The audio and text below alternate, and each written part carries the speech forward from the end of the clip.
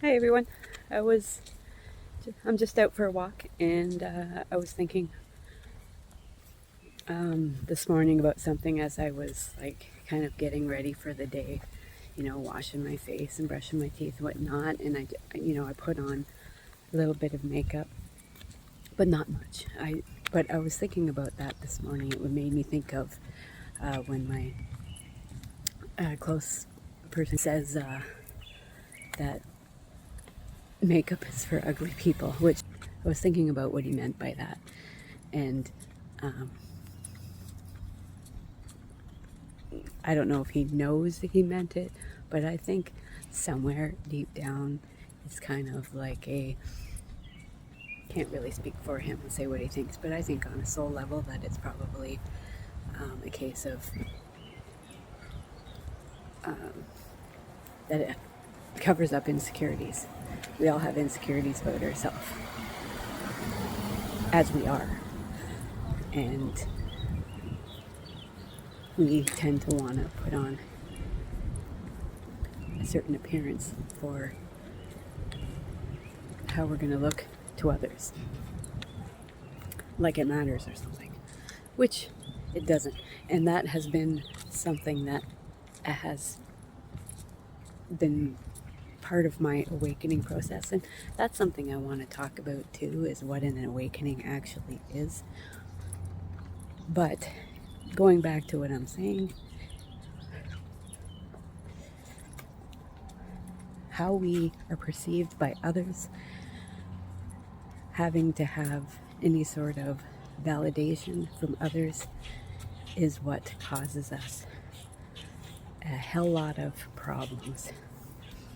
And part of the awakening process is in learning to accept yourself for who you are, exactly how you are, and to be it unapologetically. And if that means going out with no makeup on at all, in your pajama bottoms, which a lot of the younger generation, don't care, and that's great. Don't care. That's okay. We're not supposed to care. Obviously there's a time and a place for certain things, but for the most part, what anyone thinks of us doesn't really matter, because when we worry about what everyone else thinks of us, it forms who we are rather than being our authentic self. And being authentic is the only way we are going to feel good about ourselves. Okay, I had to stop to go into a store for a minute and grab something. I actually grabbed I went into the crystal store and got myself a moldavite ring, because I've been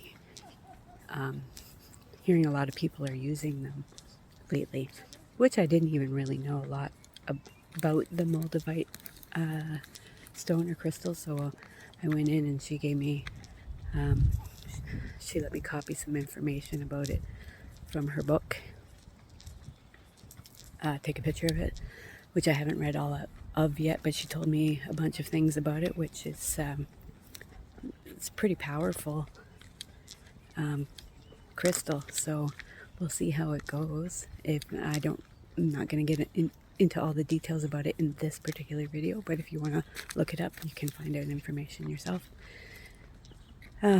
Anyway, so what I was talking about was authenticity, which is one of the biggest things that source consciousness is wanting to get through to us right now. How important it is, and how it's one of the main things that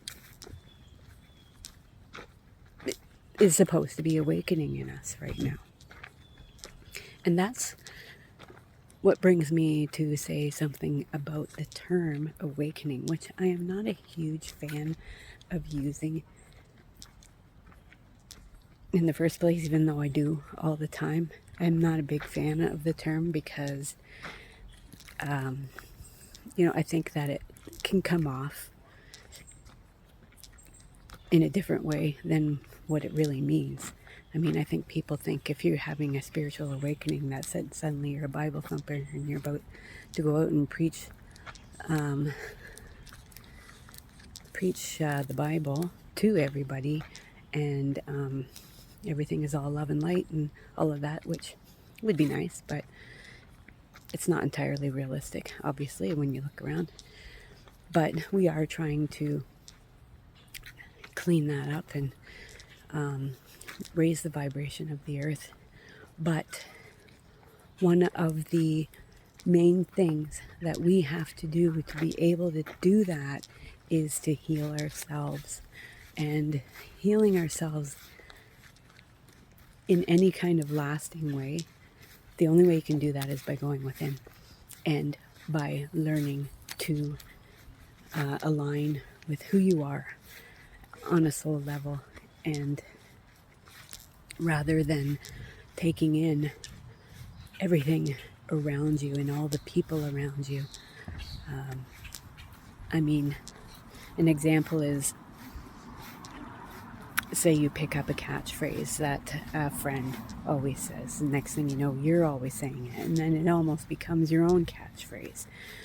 That's just a small pebble in the ocean of influence that happens to us throughout our lives.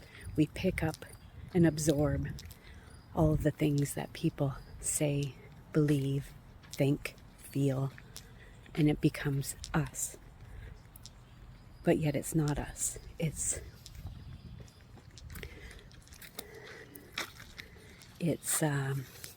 some of it's a mask where that we wear to try and fit in with all of these people who feel this certain way or act a certain way or expect certain things from us. But it just becomes like a suit we wear to fit in with society and to not be condemned or ridiculed or bullied or treated differently. But that is the whole point. Each one of us are different. We are not the same, nor are we meant to be. We are all unique. We are all special in our own way. We all have our flaws. We all have our, what's the word I'm looking for? The good things about us. Nobody is perfect, and we're not meant to be. And we have to be unapologetically who we are, not who everybody expects us to be. So that is what you're actually healing from. You're healing from all of the things that you've absorbed throughout your life that have affected you in sometimes traumatic ways, sometimes just plain harmful. Sometimes they're even good, but it doesn't mean it's something we're supposed to absorb. We are supposed to experience it, but it doesn't mean it becomes us unless it feels right, unless we identify and align with it and resonate with it.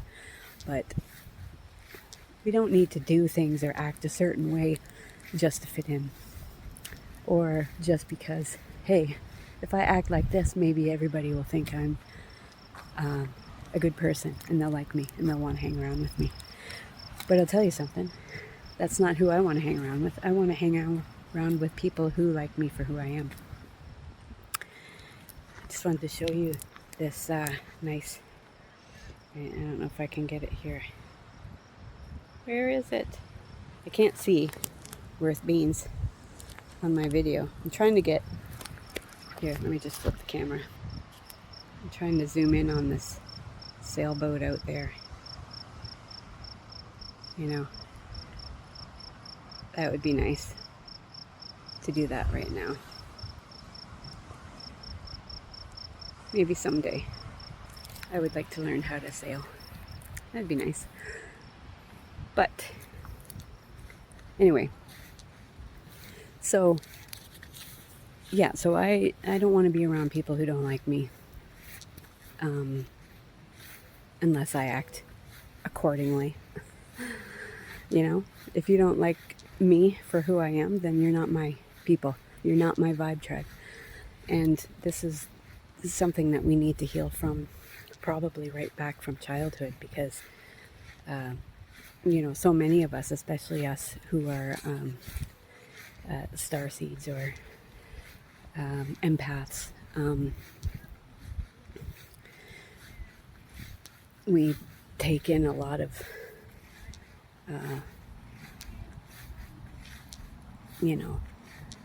bad treatment of us because of who we were back then. Because when we were young, little, that was when we were being real. We didn't know yet that we had to switch up our personality or the things we do just so that people would identify with us. And, this is how we were raised. This is what is imprinted on us from our families. And, obviously they don't mean no harm. I mean, some do. But for the most part, they don't mean harm because that's how they were raised. So I've never really aligned with that. And I've always kind of stuck to my own people who get me. I can interact with, anyone. You do still have to be yourself. You don't need to fit in with them to speak your truth, right? You just need to be yourself. And people, some people aren't going to like it. Some people aren't going to like you speaking your truth and speaking and being your own unique self, because it's not what they were raised to be, act like, or do, or think, or feel. But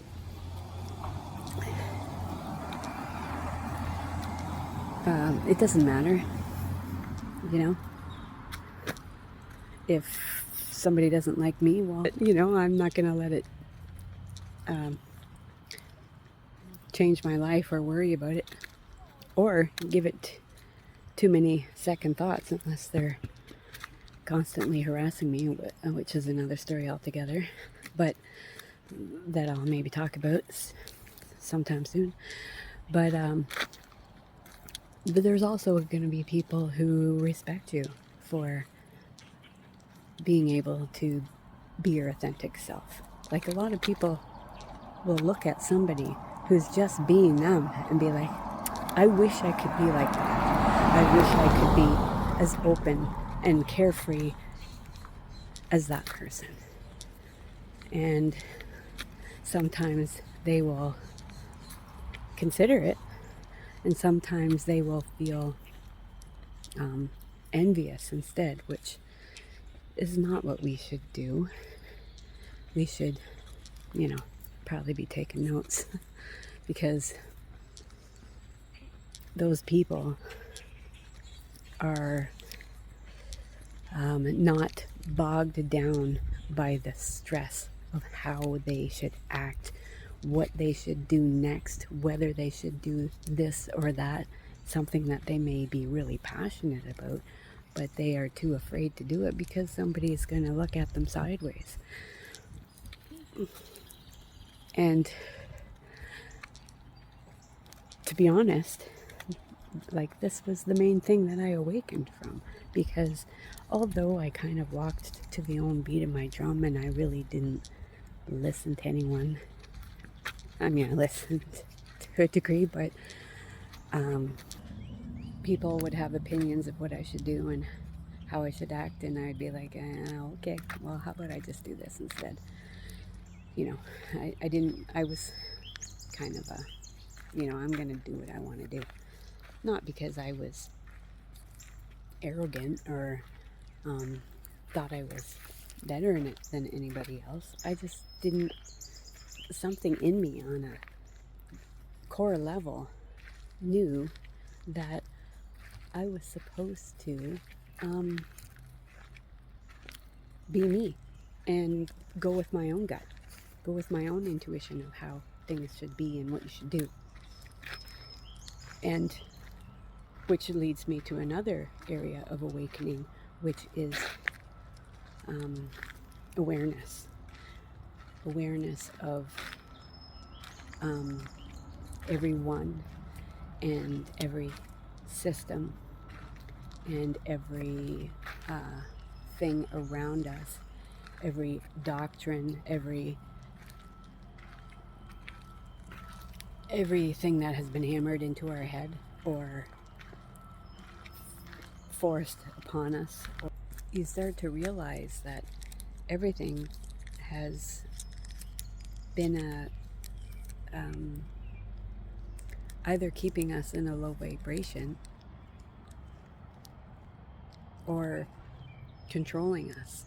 And as we awaken, we become, not really thrilled with what is going on around us. And there's a reason for that. That is why this mass awakening is happening right now, because we are here to change things up, to flip everything upside down, because everything has been approached from a lens that was meant to keep the frequency low of us and the earth.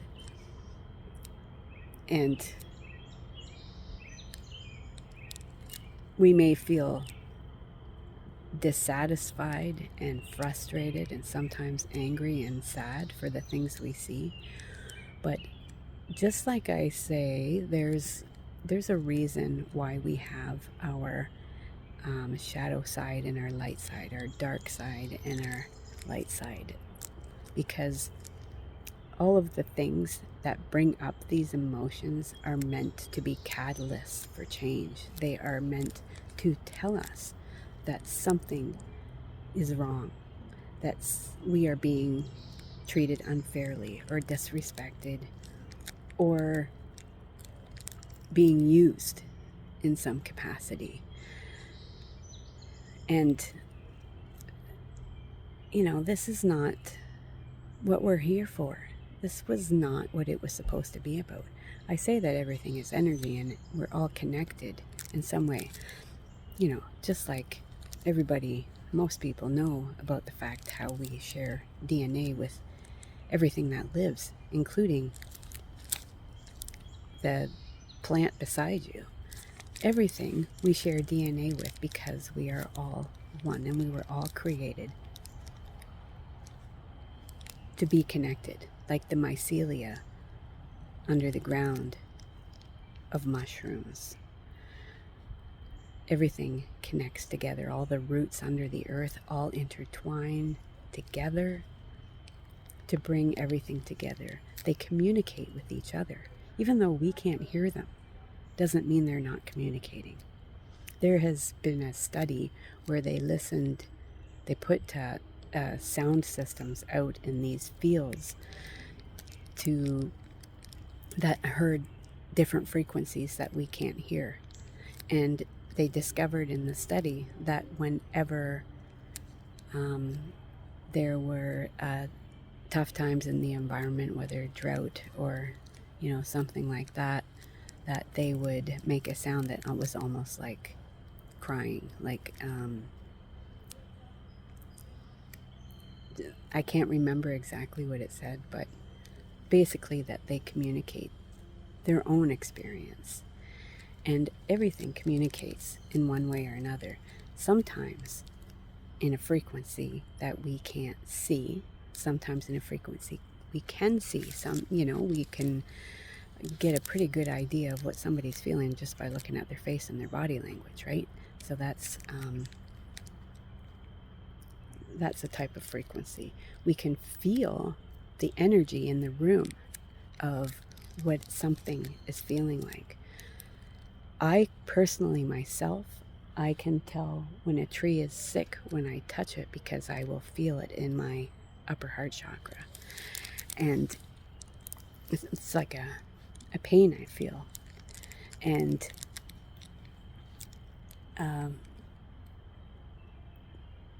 because I catch some frequencies that's some don't. As we awaken, we tune in more into the frequencies that other people don't. And there's some people coming up the path, so I'm just going to pause for a second. Sometimes I can even feel it as I go by the tree.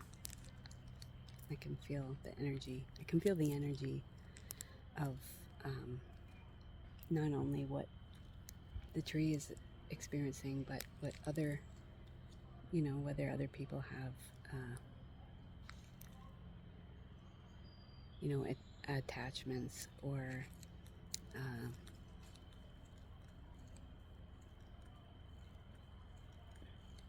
with, unseen energies in the area. So, yeah, the as within, so without, right? So everything that feels anything, whether it's happiness, joy, anger,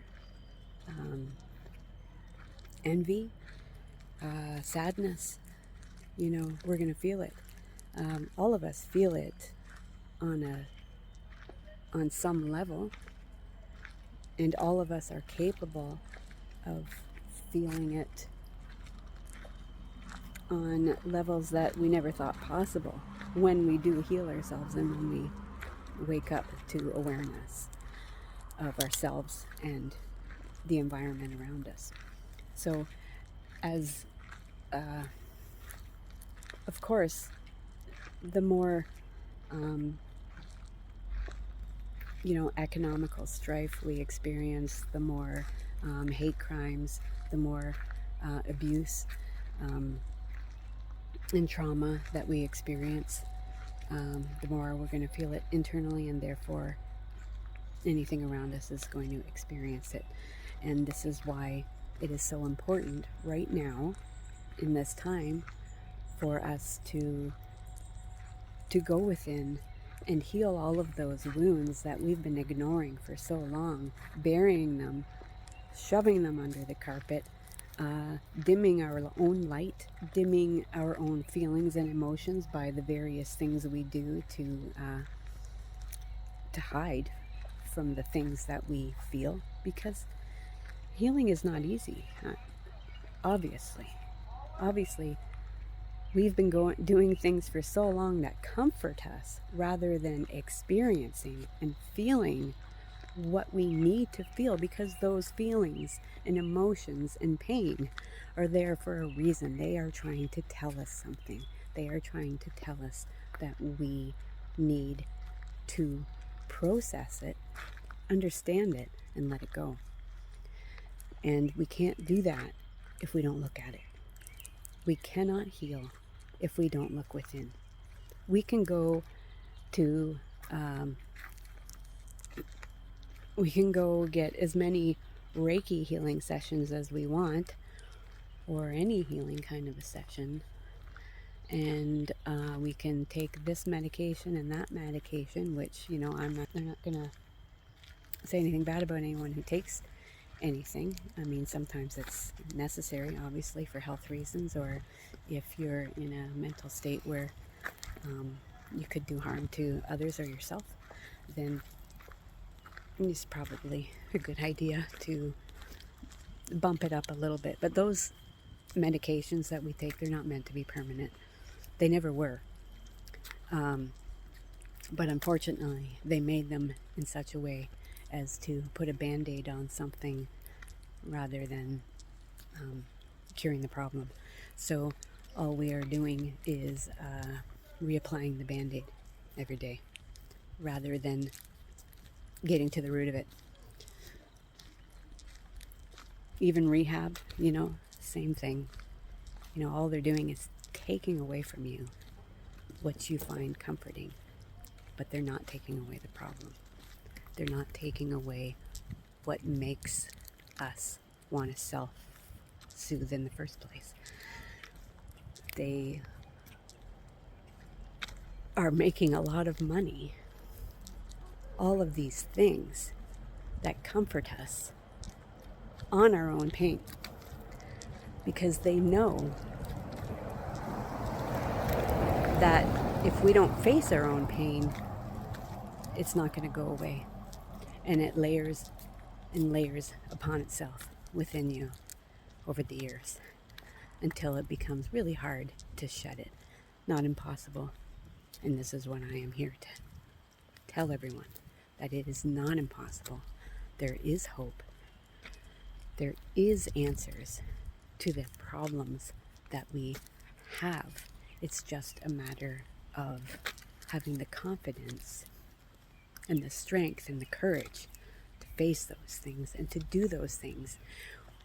It's normal for us to have fear, but we have to do it anyway. Fear is just something that we've developed over the years because we may have in the past had a negative experience from something. But all of the negative experiences we have are building up our strength and courage and intuition and learning more and more about ourselves so that we are stronger for everything we have to face in the future, because there's always going to be something. Even if we were all up in the love and light in the world, doesn't mean there's not going to be some kind of natural disaster. So you do have to build up your resilience, and this is what all of the life lessons we have are for, to build up our resilience, make us stronger, make us wounded warriors for our own inner light, because we know when we wake up to this awareness that we are our own savior. God consciousness, as some may look at it, I know it as monad consciousness, is within every one of us, right in our heart space. That's where our life force starts, and that's where our life force ends. But in a human form, in a physical form, our soul is always here for the experience,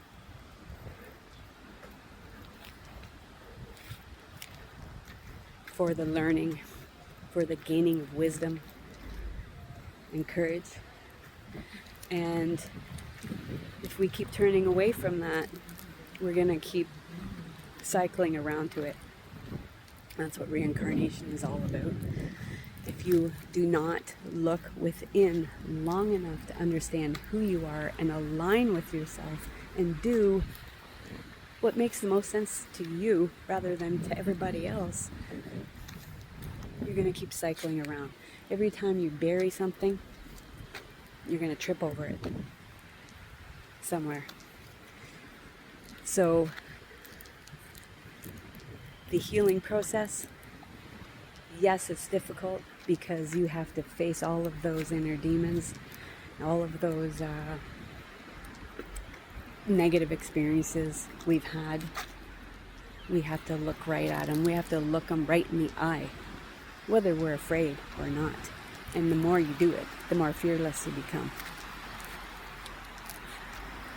And when you fix what is hurting inside of you, and you are the only one who can do it, nobody else can help you to the level that you need, you have to be able to do it. And that's why the consciousness is within us, the monad consciousness is within us, so that we can be our own savior. And that is what Yeshua, Jesus, was trying to tell everybody. He wasn't saying, follow me, always turn to me. He was telling everybody how to turn within and heal themselves, because obviously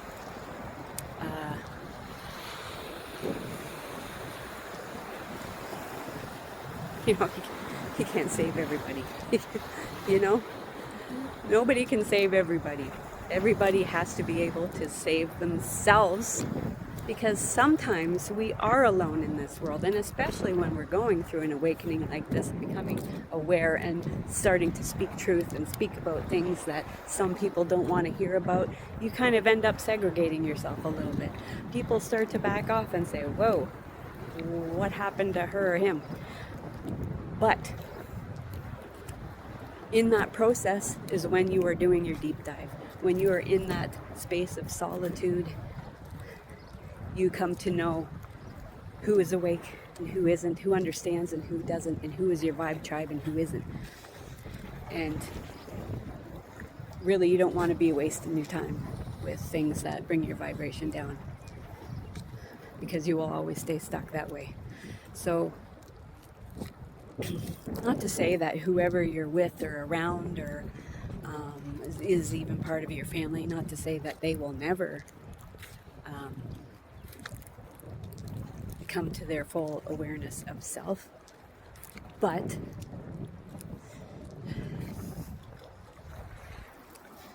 during that time that they're not, they're going to look at you a little sideways for sure. And that's okay. That's okay. I understand. There was a time where it made me sad and where I felt alone, and sometimes I do still feel alone. But you're never really alone, because the more you awaken, the more you walk in your truth, the more you are healing yourself, the more unseen support you have. It's like they gather around. It's like they say, okay, I think she might be ready. I think he might be on to something finally. And they will support you and protect you, because that is when you are finally seeing the big picture. They can't, it's like the saying goes, God helps those who help themselves, because they can't protect you when you haven't healed yourself. So, for example, when you have some buried emotional pain from something that you may have suffered, and you bury it in booze and drugs and whatever else, then it opens up cracks in your energetic field. It opens up vulnerabilities to those dark and negative energies who need your light to latch on. And the more dark and negative energies that latch on, or the worse that they are in their own unseen soul reality, the worse they're going to make it for you. And then you can kind of become them, really. It's like a possession. When I talk about attachments and demons and negative energies and all that, it's not really like the movies. It's energy. It's energy, and like I said, everything is energy, including even those who have passed on. They're still energy, and sometimes they stick around, and sometimes they don't. And some of them were pretty shitty in their previous life, or even in their existence in the unseen realms. There's fallen angels. There are people who have repeated the same old destructive patterns so many times over that they become demonized.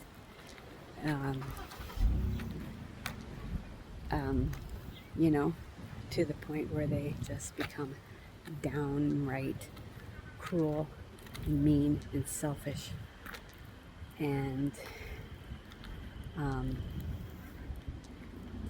full of wrath, really. And when those kind of energies attach to us, the only way we can release them is by healing those cracks, those vulnerabilities within our fields, because they use those vulnerabilities against us. So if we have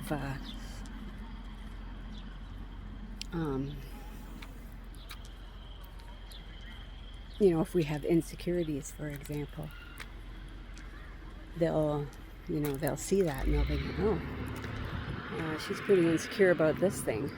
How about we just use that to our advantage and make things even worse?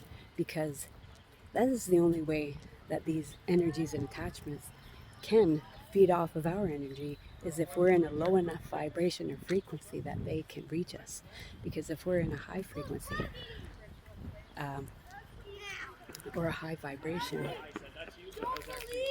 one second, can't reach us because our energy or frequency or vibration is too high and theirs is low. All of those people or beings or entities in that low vibrational energy, all of those negative and dark energies and people and entities are very low vibrational, and they can't reach us. So the best way for them to get to us is to bring our energy down. They're like, if I can't get to you, I'm going to bring you down to me. They'll do whatever they can. And that's what's going on in the world. What has been going on for thousands of years. Because there are unseen energies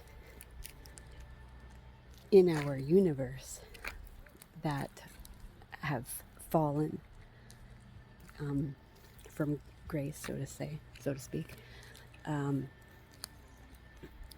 who require, or who are just lost, haven't been able to find the light to go to where they're supposed to go. But they exist off of our energy. So the only way they can exist is to bring our energy down. So we have to keep our energy up, and the only way we can do that is to heal ourselves and to close up the gaps. And it takes a lot of work. It takes a lot of shadow work. I've cried many a tear. I've gone through a lot of, more than one dark night of the soul, and it's like an onion, because you peel back one layer and you think you're good, and then you realize that you need to peel off another one. So, because we've kept things buried pretty deep for a long time, and sometimes you're not even aware of them. I would say a large percentage of the time you're not even aware of the things that we're holding on to. So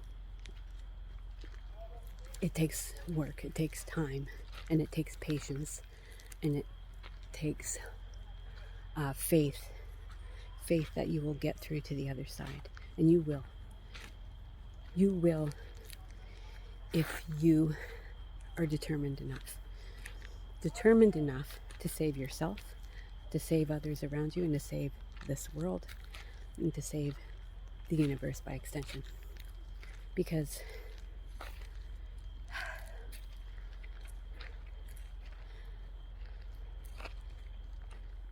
it is not just about us. It's not just me.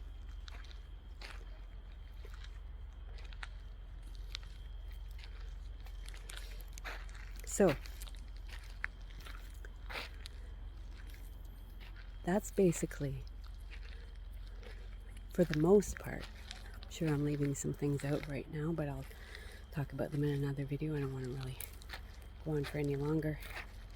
But that is, for the most part, what an awakening actually is. So if you're sitting there saying, none of this makes sense to me anymore. Why are we doing this? Why are we putting up with this? Why am I allowing what somebody else thinks of me to determine how I walk through my life? Why am I doing things for this person who doesn't even care or respect me? Why And I'm talking about like work, or, you know, it could be with relationships too. Why are you overextending yourself to something that only benefits them and doesn't benefit you? Because the first person that matters above all else, I know we say our kids matter the most, our spouse matters the most, and they do matter a whole heck of a lot, but we can't pour from an empty cup. We have to keep ourselves within boundaries. We have to keep up boundaries to protect our own energy, to protect our dignity, and to take care of ourselves. Because if we don't take care of ourselves first, if we don't love ourselves first, then we're not going to be a lot of good to somebody else. No matter how healed you think you are, we're never fully healed. It's always a work in progress, because there is always something that will come up in our lives that challenges where we are at. And we just have to put up the good fight. And we have to know that we can take on any challenge that we put our mind to, because Source Consciousness has our back. And they're within our heart. So you just need to know that. You just need to know that you are your own savior, and that